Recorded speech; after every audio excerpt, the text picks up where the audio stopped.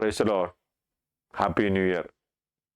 ഈ പുതുവർഷ പുലരിയിൽ ദൈവവചനമായി നിങ്ങളുടെ മുമ്പിലായിരിക്കാൻ ദൈവം തന്ന കൃപയ്ക്കായി ഞാൻ ദൈവത്തെ സ്തുതിക്കുന്നു.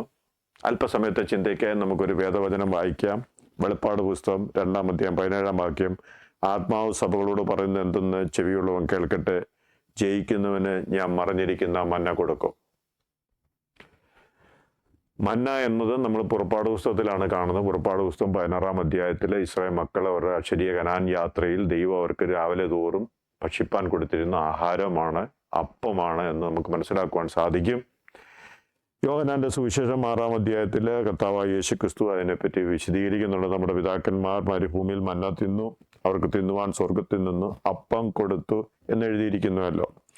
സ്വർഗത്തിൽ നിന്നുള്ള അപ്പം മോശയല്ല നിങ്ങൾക്ക് തന്നത്, എൻ്റെ പിതാവത്രേ സ്വർഗത്തിൽ നിന്ന് അപ്പം നിങ്ങൾക്ക് തന്നത്.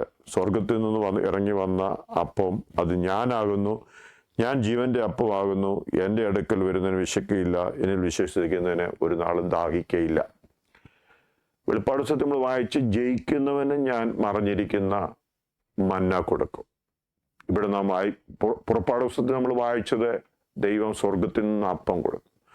യോഹന്നാന്റെ സുവിശേഷത്തിൽ യേശു കർത്താവ് പറയുന്ന സ്വർഗത്തിൽ നിന്ന് വന്ന അപ്പം ഞാനാകുന്നു. ആമേൻ, സ്തോത്രം.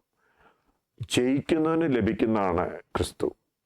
ജീവിത ലോകയാത്രയിൽ നമ്മളെ പുറകോട്ട് വലിക്കുന്ന, നമ്മളെ തോൽപ്പിക്കുവാൻ ശ്രമിക്കുന്ന എല്ലാ ഘടകങ്ങളിൽ നിന്നേലും ഒരു ജയം പ്രാപിക്കുന്ന വ്യക്തിക്കുള്ളതാണ്, ജയിക്കുന്നതിനുള്ളതാണ് മറഞ്ഞിരിക്കുന്ന മന്ന. ഈ ലോക ജീവിതത്തിലെ ഭാരത്തിലൂടെയും പ്രയാസത്തിലൂടെയും കഷ്ടത്തിലൂടെയൊക്കെ കടന്നു പോകുമ്പോൾ നമ്മുടെ ദൃഷ്ടി മാറിപ്പോവാം, ലക്ഷ്യം മാറിപ്പോവാം. എന്നാൽ ആ പത്രോസിനെ നോക്കി, താൻ യേശുവിൻ്റെ ശബ്ദം കേട്ടപ്പോൾ പെട്ടെന്ന് പടകിൽ നിന്ന് ചാടി വെള്ളത്തിലേക്ക് ഇറങ്ങി. അത് വെള്ളമാണോ, താൻ മുങ്ങിപ്പോകുന്നു താൻ ചിന്തിച്ചില്ല. ക്രിസ്തുവിലായിരുന്നു തൻ്റെ നോട്ടം. അല്പസമയം തൻ്റെ നോട്ടം ക്രിസ്തുവിൽ നിന്ന് മാറി ലോകത്തിലേക്ക്, വെള്ളത്തിലേക്ക് നോക്കിക്കഴിഞ്ഞപ്പോൾ ഭയപ്പെട്ടു. എന്നാൽ തൻ്റെ നിലവിളി കേട്ട് സമീപയുള്ള ക്രിസ്തു അവനെ പിടിക്കുന്നതായിട്ട് കാണുവാൻ സാധിക്കും. പ്രിയ ദൈവമക്കളെ, ഇന്ന് പകൽക്കാലം ദൈവശബ്ദത്തിന് മുമ്പിൽ നമ്മെ തന്നെ ഒന്ന് സമർപ്പിക്കുമോ?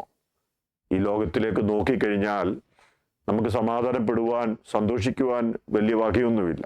എന്നാൽ ഈ പുതുവർഷം ആരംഭ ദിവസം മുതൽ തന്നെ ദൈവം തരുന്ന സാഹചര്യങ്ങളിൽ ദൈവ സാന്നിധ്യം അനുഭവിച്ചുകൊണ്ട് ദൈവത്തെങ്കിലേക്ക് നോക്കി, fix your eyes on Jesus, കർത്താവിങ്കിൽ നിന്ന് നന്മ പ്രാപിപ്പാൻ, ധൈര്യം പ്രാപിപ്പാൻ, ജയം പ്രാപിപ്പാൻ, വിശുദ്ധമായൊരു ജീവൻ നയിച്ച് കർത്താവ് നമുക്കായി ഒരുക്കിയിരിക്കുന്ന ആ ദൈവീകമായ അനുഭവങ്ങൾ ജീവിതത്തിൽ സ്വായത്തമാക്കുവാൻ ദൈവമായ കർത്താവ് ഈ വചനങ്ങളെ നമ്മെ സഹായിക്കട്ടെ.